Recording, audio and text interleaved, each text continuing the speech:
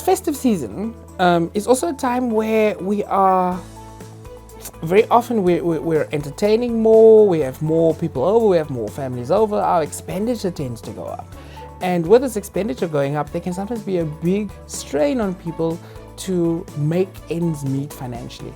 Now, this is not as simple as it may seem, because having the correct finances or having adequate finances or even abundant finances to be able to provide the lifestyle that we desire is quite an important satisfaction factor for us as human beings.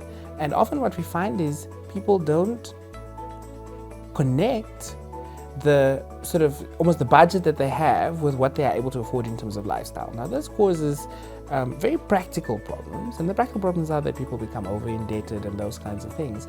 But the deeper problem it causes is that it also increases our stress level, which then leads to negative health consequences all over, whether it is physiologically. People sometimes are so worried about finances that, they actually feel physically unwell, or they're so worried about finances that they end up feeling sad or down, or they're feeling like they just don't have any hope for carrying on.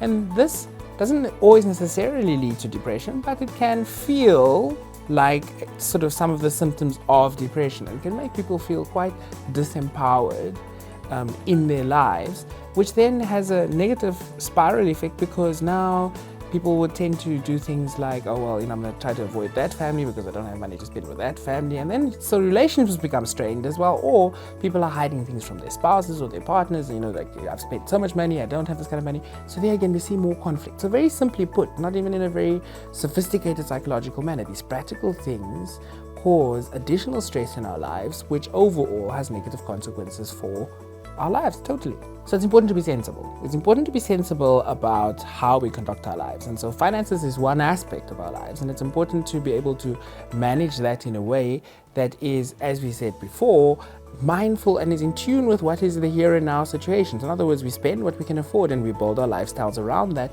and we learn to develop an attitude of gratitude around what we have, but knowing that we can change things in the future by taking the right progressive steps to be able to get there.